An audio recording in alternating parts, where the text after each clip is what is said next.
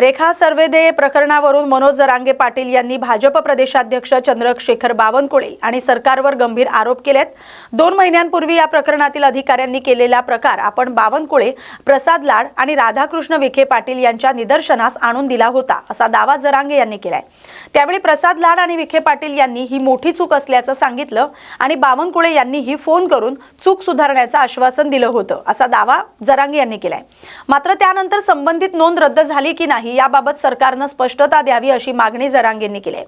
नोंद रद्द केली नसेल तर रेखा सर्वेदे यांचं नाव मीडिया ट्रायल मध्ये कसं आलं असा सवालही त्यांनी उपस्थित केलाय।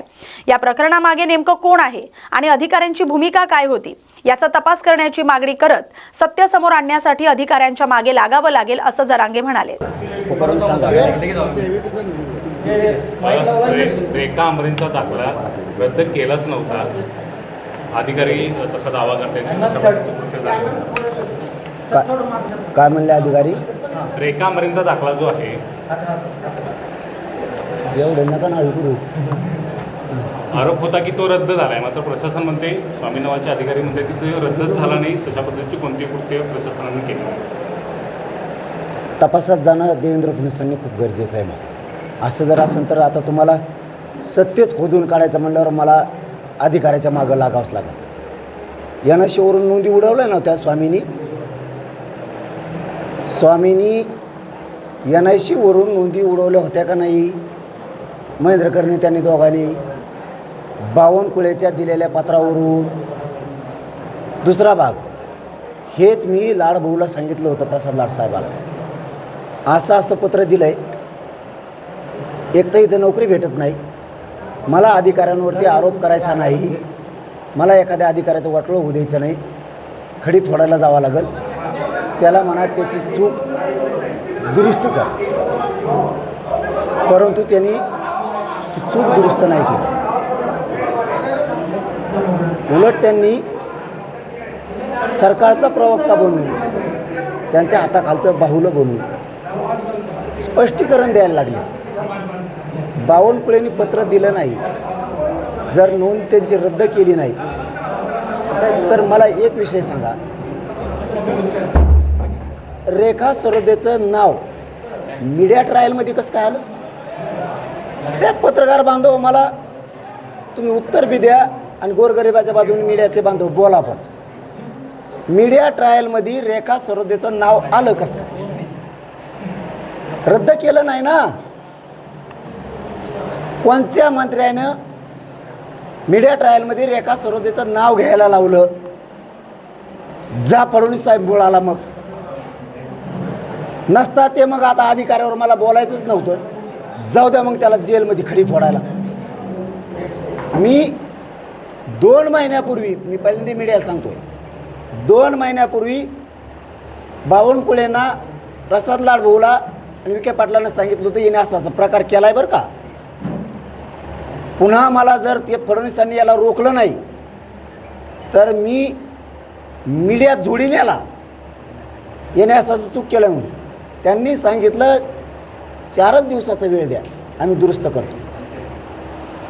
2 महिन्यापूर्वीची गोष्ट जर बावनकुळेला आम्ही सांगून दिली की तू केलेली चूक सुधरव, प्रसाद लाड त्या भाऊनी सुद्धा सांगितलं, बावनकुळे साहेब तुमच्याकडून चूक झाली, मी लय मोठा विषय सांगला मीडियाचा बांधवाला, बावनकुळे साहेब तुमची चूक झाली, आपण ती दुरुस्त करू, हे प्रसाद लाड साहेबांनी सांगितलं, विखे पाटलांनी सुद्धा सांगितलं।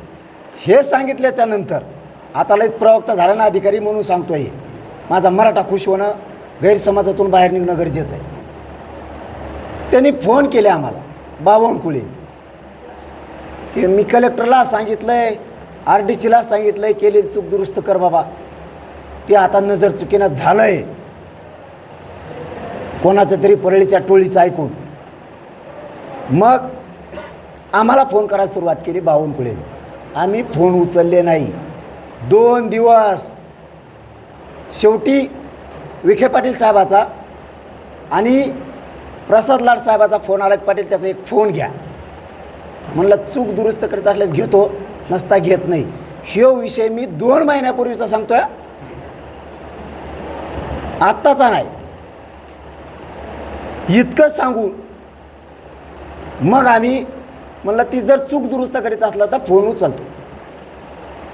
हो म्हणे 4 दिवसाचा वेळ द्या, चूक दुरुस्त आम्ही सगळेजण मिळून करायला लागलो. मग मी फोन उचलला. तो म्हणला झालंय पाटील हे, पण चूक सुधारतो होता मी. मराठा समाजाच्या नजरेतून मी पडल, मी माझी चूक सुधारतो. जर हे माहीत झालं पत्र, बघा मीडियाच्या बांधव, मी तुम्हाला कधीच 3 वर्षात खोटं बोललेलं नाही आणि माझ्या मीडियाच्या बांधवांना पण माहिती मी खोटं बोललो नाही मीडियाला. म्हणलं ठीक आहे, चूक सुधारायला ना चांगली गोष्ट आहे. फोन उचलला. त्यांनी कलेक्टरला फोन लावला बीडच्या. इतका चांगला माणूस आहे बीडचा कलेक्टर. त्यांना फोन लावला आणि सांगितलं जरांगे पाटलाला फोन कर. त्या स्वामीला सांगितलं फोन कर म्हणून 2 महिन्यापूर्वी, की झालेली चूक सुधरून आम्ही त्या नोंदी NIC वर अपलोड करायला लागलोत आणि प्रमाणपत्र द्यायला लागलो. रद्द जर केलंच नाही तर मग प्रमाणपत्र का द्यायना त्या अधिकाऱ्याने आता उत्तर द्यायचं. तुला सांगतो, तो मराठीचा लफड्यात पडू नका. बावनकुळ्याचं ऐकून मुक्षील उगच तू राजकारणाच्या दबावात येऊन आधी पण तू रद्द केल्यास. त्या बावनकुळ्याचं ऐकून तू एक अधिकारी आहेस चांगला, तुला एक स्टेटस असतंय, तुला एक जीवन आहे तुझं, तू जगायचं बघ.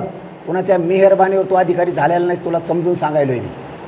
तू चुकीचं पाऊल उचलू नकोस. इथं नोकऱ्या भेटत नाहीत. मी जात शोधत नाही कोणाची. एकदा नोकरी गेली पुन्हा मिळत नाही, डबा लागल्याला. तू ह्या भानगडीत पडू नकोस. बावनकुळ्यांनी पत्र काढलं आहे ते मान्य कर. आणि बावनकुळ्यांसुद्धा ह्या लफड्यात पडण्यापेक्षा, अधिकारावर दबाव आणण्यापेक्षा तो चूक कबूल कर आणि सुधरेव, हेच म्हणणं आहे माझं. तू जर आणखीन खोलात जाशील तर लय फसशील.